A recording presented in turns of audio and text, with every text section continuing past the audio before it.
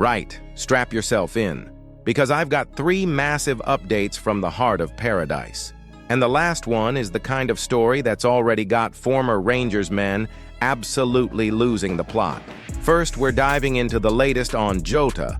There's been a major decision made that'll shape the next season and beyond. Then some worrying stats have emerged that might make you raise an eyebrow at how Celtic are managing the squad long-term. And finally, and I mean finally, we've got the biggest talking point of the lot, a top Scottish talent linked with a move to Celtic, and a former Ibrox man absolutely raging about it. So you'll want to stick around till the end for that one. Smash the like, hit subscribe, and drop a comment as we go. Let's get this video flying through the YouTube algorithm like Maeda tearing down the wing at Hampton. Right, let's get into it. Right, let's talk about Jota. And I'll say this straight. It's the kind of news that hits harder than a winter wind through the Gallowgate. So here's what's happening. Jota's officially back in Portugal now. After that brutal knee injury and the title-clinching demolition of Dundee United, 5-0 by the way, in case you needed reminding of how dominant we've been, the lads returned home to start what's going to be a long old rehab. Cruciate ligament, Rodgers confirmed. 6 to 9 months. Honestly, it's sickening. And what makes it even more painful is that he was just getting back into his rhythm. 5 goals in 16 appearances since coming back from the madness that was Saudi and Rennes. You could feel the magic starting to fizz again, couldn't you? And now this. The timing couldn't be worse, especially when you think about next season's madness. Qualifiers, European nights, domestic defense, and now, no Jota. But fair play to him. The boy's handling it with more class than some entire clubs I could mention. He posted saying this is his halftime, like he's gearing up for a huge second half. That's the kind of mentality you need at a club like Celtic. You're down, but you're never out. And listen, we're told he'll be back at Paradise for Trophy Day. You love to see it. Now, here's something I want to ask you directly. Just you, sitting there with the green and white pumping through your veins. Should we be planning to replace Jota for next season? Or do we hold the line and wait for him to come roaring back, even if that means a big gap in the squad till February? Let me know what you'd do if you were in Rodgers' shoes. And don't forget, like, comment, and hit that subscribe button. Let's make sure every Celtic supporter hears what's going on with one of our own. All right, let's not sugarcoat it.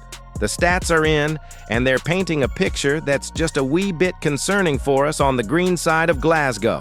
Now listen, I know as well as you do that Celtic's been flying high this season. Titles, silverware, big European nights, that's what we live for. But take a look under the bonnet and the engine that's powering this success is packed full of players aged between 26 and 29. Over half of all our league minutes have come from that bracket. That's experience, That's the guys who deliver. But here's the kicker. We're nearly bottom of the pile when it comes to giving time to players under 21. Just 7.8% of our minutes this season have gone to the young guns. That's less than a tenth. Dundee, for heaven's sake, are handing out nearly a quarter of their minutes to U21s. So what's going on? Are we building for now and sacrificing tomorrow? And even when you look at the next tier, 22 to 25, we're barely touching it. 21.9%. That's miles behind clubs like Aberdeen, who are almost at 50%. It's like we're leapfrogging that entire phase and buying ready-made talent while other teams are investing in development. Now I'm no daft. I know Kalmack, Schmeichel, Forrest, and the like bring leadership. You can't win things without that. But there's a difference between seasoned guidance and a squad leaning too hard on folk who've already got the mileage clock. And when you see what's happening across the globe, Strasbourg giving nearly 60% of their minutes to U21s, Barcelona trusting their La Masia lads, Lamel in Belgium pushing 70%, it makes you wonder, is our model going stale? So here's what I want to ask you, just you.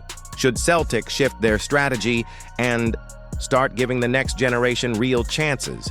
Or do we keep chasing trophies with the lads in their prime and worry about tomorrow when it comes?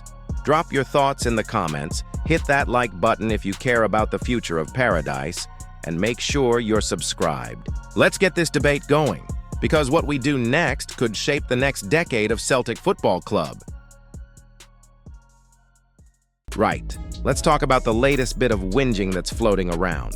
And surprise, surprise, it's coming from a former Rangers man.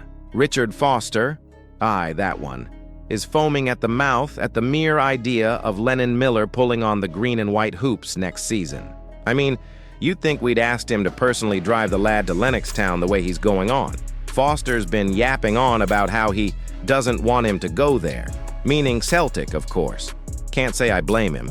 He's probably still having flashbacks to watching us lift trophy after trophy while his old club were drawing with the post office select. But the fact that he's now trying to steer Miller out of Scotland entirely just to stop him joining us, that's a new level of petty, even by their standards. Let's be honest, Miller's a serious talent. Only 18 and already captaining Motherwell at times. That tells you everything about the lad's mentality and leadership. It's exactly what we need. Someone with raw quality who could grow into a future leader. Maybe even the next Calmac if he plays his cards right. Now here's the question for you. Should Celtic go all in and snap up Miller before some English mob swoops in?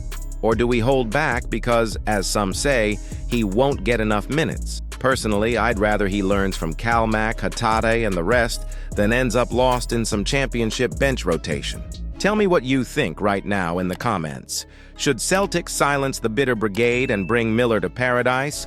Or is this one signing too soon? And don't forget to hit that like button if you're tired of ex-Rangers players trying to run our transfer policy. Cheers, pal.